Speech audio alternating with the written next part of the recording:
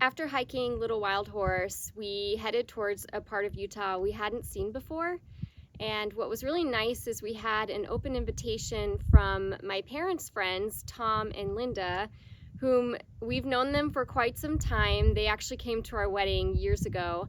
And they now live in this little town called Bicknell, Utah, which is right outside of Capitol Reef National Park.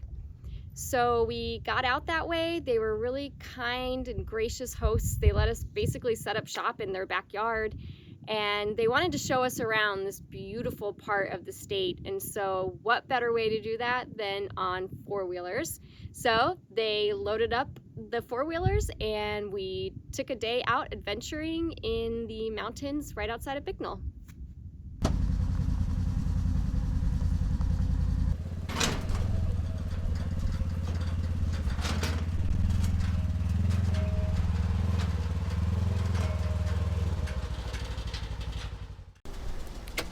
All right. No tailgate damage. You guys ready to go? I don't know about this. Not so sure. Give it a try. All right, we're ready. Are you guys ready back there? Ivy doesn't seem too excited. Fernie, are you ready? We want to go four-wheeling? Okay, let's go do it.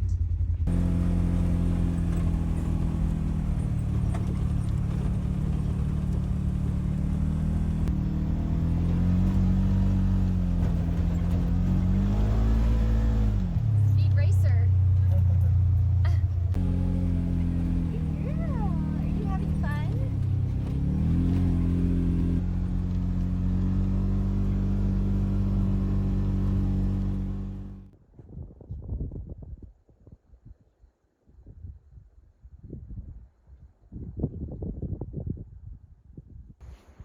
Like the roots have grown over these rocks and just like they're stuck.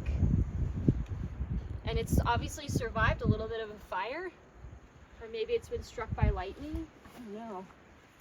Yeah, it's a very old bristlecone pine, If this tree could talk. perched high on this cliff.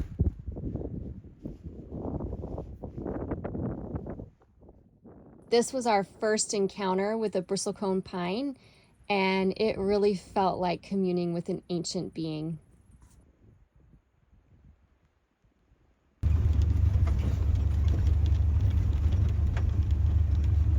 It's kind of the roughest part of the road. Yeah.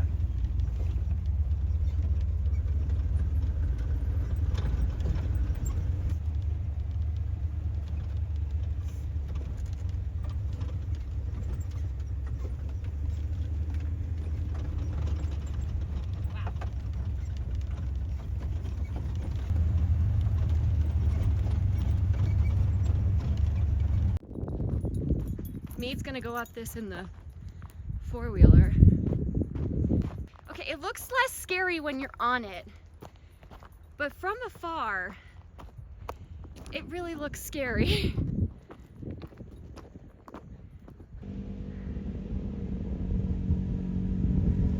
No problem.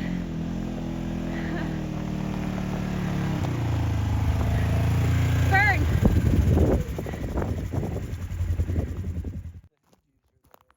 Locals call this area Little Bryce Canyon, and you can see why. The colors are absolutely stunning.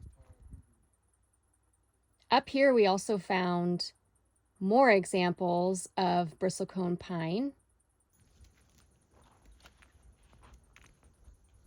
like this one, who just seemed so old. The firs they're not like pokey like some other conifers are. They're soft?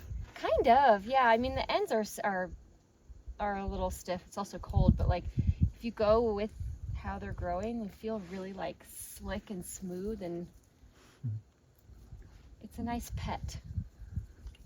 Bristlecone pine are among some of the oldest organisms on the planet. Trees can live up to 4,000 to 5,000 plus years. And another neat fact is that they can hold on to individual pine needles for up to 40 to 50 years.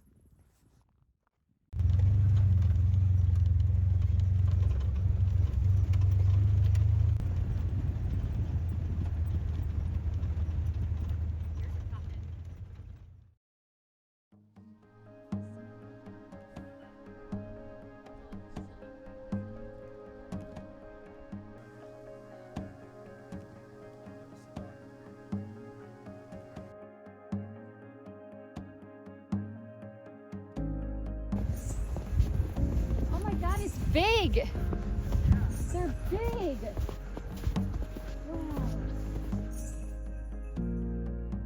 Knowing our fascination with ancient art, Tom and Linda took us to this kind of secret local spot that's not pinned on any map, and according to the literature that we found on site, this is one of the most significant archaeological sites in all of Utah. It's from the Fremont culture, which dates way back to 900 to 1300 BC. And not much is really known about these headless animals, but what we do know is this symbol right here is most likely a shield. We ended up spending so much time just marveling at the intricate pictographs and petroglyphs on this panel.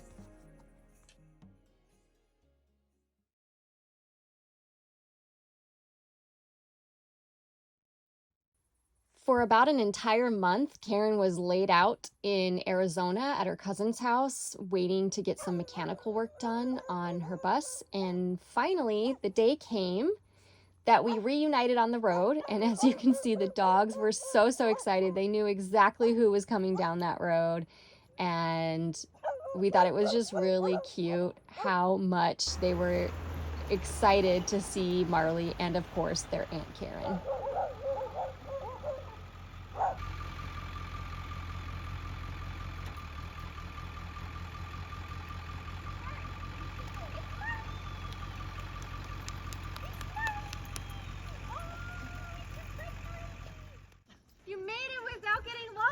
Kind of.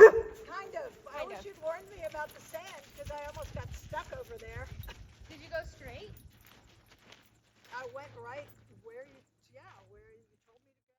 Back to our fascination with ancient art. In Valley of Fire, there are some really great, pretty large wall panels with just layers and layers of petroglyphs. I think that one looks like a pizza cutter, but there's snakes and all sorts of symbols. Bighorn sheep. We really enjoyed just staring at these panels for a long period of time. Looking at these is kind of like interpreting shapes in clouds. Let us know in the comments what you guys think you see.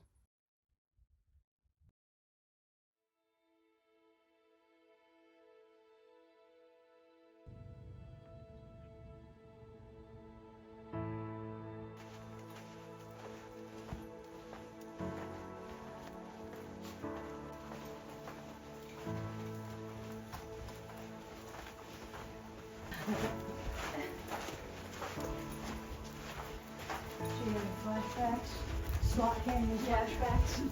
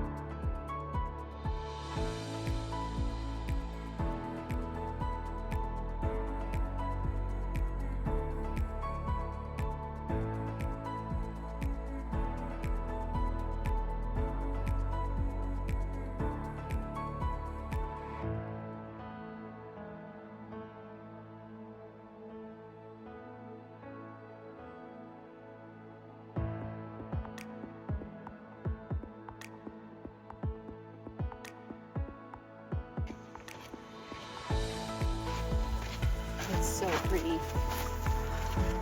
Are you at Caps? She said no. She said no. Come on, Birdie. Find a way down.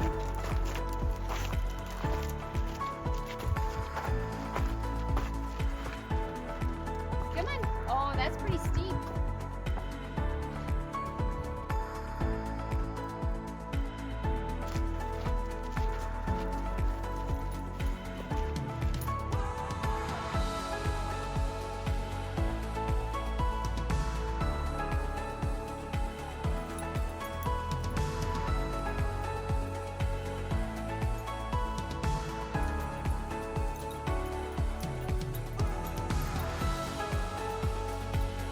In here,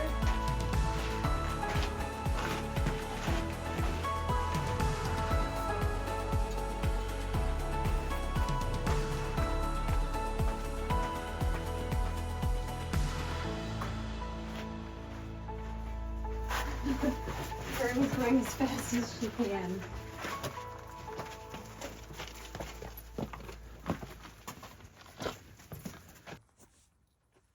We finished the loop from Fire Wave and went through Pastel Canyon, and oh my God, were they not kidding when they named it Pastel Canyon. I've never seen colors like this in the rock, to the point where I actually shed some tears looking at Crazy Hill because I just couldn't comprehend these colors in nature. It was like someone poured paint on this hill.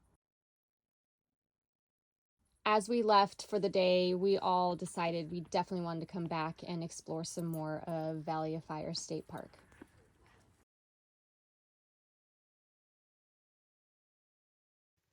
We were really surprised to find this spot right on the waters of Lake Mead. Mead actually found this place on a run the morning after we had gotten there and was shocked to find it empty and no one around. The night before, when we had pulled into Stewart Point, there was RVs everywhere and trailers, and that's fine, but oftentimes if we can, we're gonna try to find a place with some solitude. And so when he came back from that run and said, I think we want to move, we jumped on it, and we were so happy that we did. We got to be right on the water. We got to see wild burros and hear them across the water. We got to hear coyotes at night.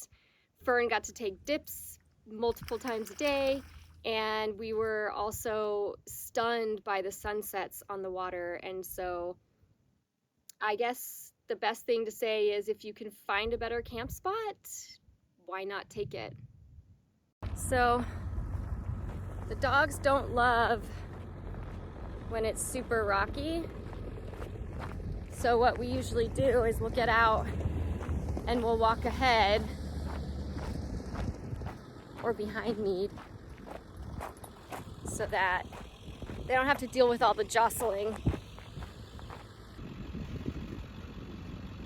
One of the reasons we decided to go ahead and invest in four-wheel drive was for places like this. Getting a heavy vehicle like Earl back out of an area like this really requires four low, and so we're really happy that we ended up biting the bullet and spending the money on it.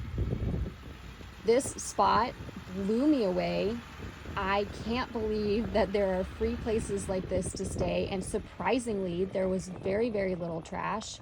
What we did find, we obviously picked up and tried to leave this spot nicer than when we found it. Karen was a little hesitant to come down here, but she did great. She's still getting her four-wheel drive legs, and we joke all the time that because we lead most of the way, we always get the best spots and she gets the quote-unquote crappy spots, but I would argue that there are no crappy spots on this peninsula. With complete solitude and the sound of the water lapping at our own private beach, we could not get over how absolutely stunning this camp spot is.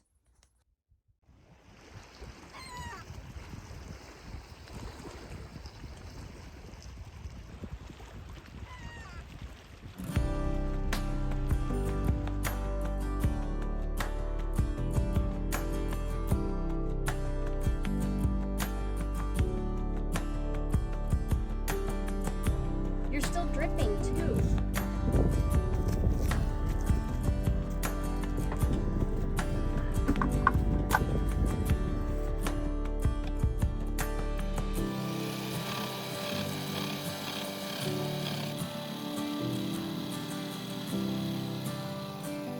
Here is why it's so nice to have a handy husband.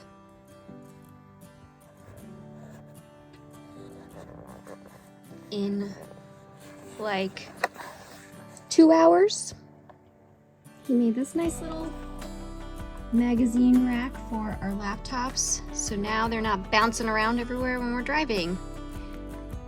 So nice.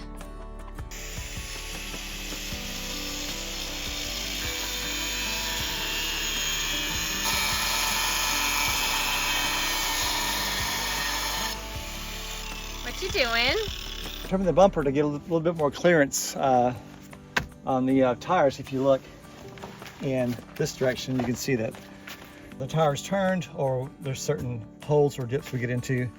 This tire will actually hit this bumper slightly, so a bit of trimming, make it a little bit easier to get off road and tackle the good, hard, fun stuff. Sounds good.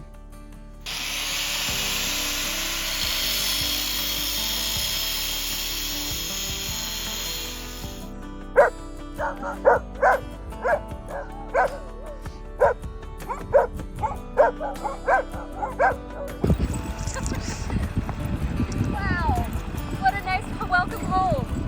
Look at the colors. Did you miss me? Oh, you missed me.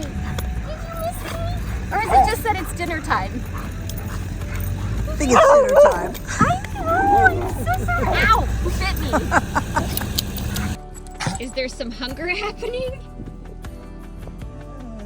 Are you hungry?